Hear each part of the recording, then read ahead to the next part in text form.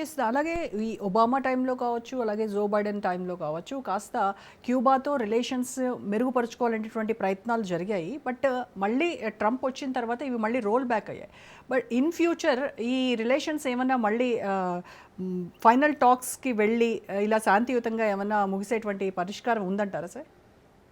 ఉంటారు ఉంటారు వాళ్ళు వచ్చి పీస్ఫుల్గా మేము ఇది చేస్తాం అది చేస్తాం అవన్నీ చేస్తారంటే ఒప్పుకుంటారు. వాళ్ళు సరెండర్ అయిపోయినట్లు లెక్క కదా. ఓ. సరెండర్ అయిపోయారు, సరెండర్ అవ్వారు, సరెండర్ అని కాదని చెప్పట్లేదు అని వస్తారు. ఇది ఇప్పుడు ఇరాన్ మీద ఎందుకు పెట్టానంటే, ఇరాన్ ఒక పెద్ద వరల్డ్ అంతా ప్రపంచం అంతా పోరాడకపోయినా ఒక ప్రపంచ యుద్ధంలాగా అమెరికాకి టెస్ట్ అయిపోయింది. అమెరికా బలం ఉండినా కొన్ని లోపాలు కనపడుతున్నాయి, టెక్నికల్ లోపాలు. అవి నిజమైన లోపాలా? నిజంగా వీక్నెస్ ఉన్నదా? అమెరికన్ ఆర్మ్స్ తక్కువగా ఉన్నాయా? అమెరికన్ మిసైల్స్ తక్కువగా ఉన్నాయా? డ్రోన్స్ టెక్నాలజీ యుక్రెయిన్ తీసుకొచ్చి దింపారు ఇవాళ. అవన్నీ దాని మీద ఆధారపడి ఉంటుంది. అక్కడ కనుక సక్సెస్ఫుల్ కాదు, పర్వాలేదు అని బయటకు వస్తే ఇక్కడ ఏం చేయదు, వదిలేస్తాం. అది పదనే నాకు అనవసరం అంటారు, ఇంకో హెడేక్ అంటారు. అక్కడ సక్సెస్ఫుల్గా వస్తే ఆ ట్రయంఫల్ మూడ్లో అక్కడ ఫ్లోరిడా క్యూబన్స్ ఉన్నారు, వాళ్ళందరికీ నేనే చేశానని చెప్పుకోవడానికి మాత్రం ఏదో రకంగా బయటికి పంపించేస్తాను. పెద్ద కష్టం కాదని. సో కొద్దిగా మనం వెయిట్ చేసి చూడాలి. క్యూబా ఫేట్ ఒకనప్పుడు ఒక హిస్టారిక్ రోల్ ప్లే చేసింది. 1962లో రష్యా అమెరికా యుద్ధానికి వచ్చే పరిస్థితి వచ్చేసింది క్యూబా మీద. క్యూబాలో మిసైల్స్ ఉన్నాయని. సో పెద్ద హిస్టారిక్ రోల్ ప్లే చేసింది. అలాంటిది ఈవేళ రోల్ లేదు క్యూబాకి. చాలామందికి ఎక్కడున్నారో కూడా ఎవరికి తెలియదు, ఇంట్రెస్ట్ కూడా లేదు, ఎవరు వెళ్తాం లేదు, పట్టించుకోవటం లేదు.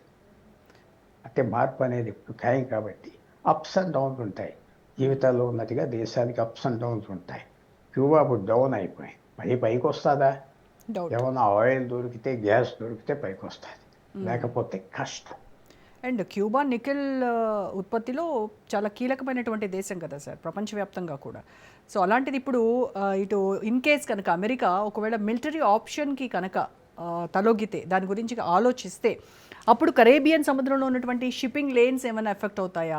అండ్ మోర్ ఓవర్ ఈ వరల్డ్ వైడ్గా ఉన్నటువంటి ఈ నికెల్ ఇది కూడా ఏమైనా దెబ్బతినేటువంటి అవకాశం ఉందంటారా? మిలిటరీ ఆప్షన్కి అస్సలు అమెరికా కన్సిడర్ చేయదు క్యూబాతో, అనవసరం. తర్వాత మిలిటరీ ఆక్యుపేషన్ అన్నీ చేస్తే వాళ్ళే కాయాలి కదా, అంత అవసరం ఏమొచ్చింది? మిసైల్స్ లేవు, ఏం లేవు. న్యూసెన్స్ వాల్యూ కూడా లేదు ఇవాళ క్యూబాకి. న్యూసెన్స్ వాల్యూ కూడా లేదు. మాటలు ఎవరు పెంచలేదు, ప్రోపగాండా వాల్యూ లేదు, ఎవరు పట్టించుకోవట్లేదు. సర్వైవ్ అవుతుంది, ఎగ్జిస్ట్ అవుతుంది. అలాగే నిజంగా అమెరికా అలా వదిలేస్తే ఇంకా దిగజారిపోయి వెళ్ళిపోతాయి. అమెరికా కొద్దిగా ఇంట్రెస్ట్ చూపిస్తే, హాస్టైల్ ఇంట్రెస్ట్ ఏదో చైనా రష్యా ఏదో హెల్ప్ చేస్తారు, అది వదిలేస్తే ఎవరు పట్టించుకోలేదు. అది అమెరికన్ ఎంత పెద్దవాళ్ళైనా ఎంత మేధావులైనా మిస్టేక్స్ చేస్తారు. అమెరికాలో నిర్ణయం తీసుకుని వాళ్ళు చాలా గొప్పవాళ్ళు ఉన్నారు, చాలా ఫూల్స్ కూడా ఉన్నారు. సో ఆ నిర్ణయం వాళ్ళని చూసి చూడనట్టుగా వదిలేస్తే వాళ్ళు ఎక్కడో చోట మునిగి చేస్తారు కదా, వదిలేద్దాం అలాగా వాళ్ళ ఫేట్ కంటే. అది గొప్ప నిర్ణయం, పట్టించుకోకుండా వదిలే. కానీ మీరు అన్నట్టుగా ఫ్లోరిడాలో క్యూబన్స్ ఉన్నారు, మా క్యూబా ఫ్రీ చేయాలి, ఫ్రీ క్యూబా అంటున్నారు. కాబట్టి అదొక పెద్ద టెంప్టేషన్ అమెరికన్ పాలిటీషియన్స్కి.